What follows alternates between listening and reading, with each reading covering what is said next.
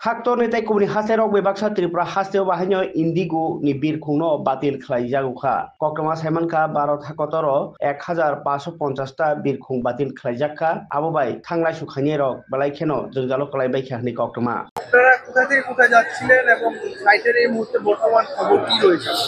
আসলে আমরা তো আজকে আগরতলা থেকে আমাদের ইন্দোর যাবার ফ্লাইট, আমরা ভায়া কলকাতা আমরা ইন্দোর যাব।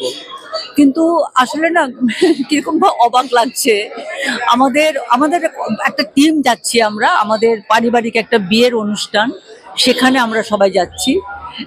মানে এয়ারপোর্টে এসে জানতে পারলাম যে ফ্লাইট সব ক্যান্সেল হয়েছে, পুরো ফ্লাইট। ইন্ডিগোর এরা বলছেন এখন যে ইন্ডিগোর সব ফ্লাইট ক্যান্সেল, এবং এখন আমার রিফান্ডের জন্য বা মানে রিশিডিউল, ওরা 10 তারিখের পরে রিশিডিউল করবে। কিন্তু 10 তারিখের পরে তো আমাদের যাবার কোনো দরকার নেই, আমরা এখনই যেতে চাইছি, কারণ আমাদের ইন্দোরে আগামীকাল 6 তারিখে আমাদের কর্মসূচি ইন্দোরে রয়েছে। তো আমাদের ক্যান্সেল হয়েছে। আমরা এখন ট্রাই করব, এখানে অনেক বড় লাইন, কাউন্টারে প্রচুর লোক দাঁড়িয়ে আছেন।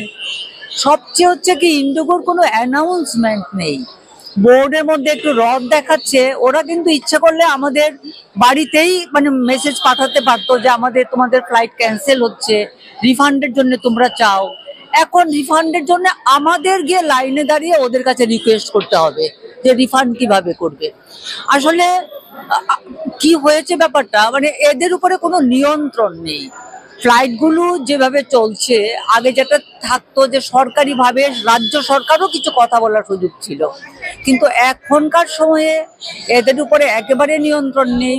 ফলে এরা যখন তখন ফ্লাইট ক্যান্সেল করে উইদাউট অ্যানাউন্সমেন্ট।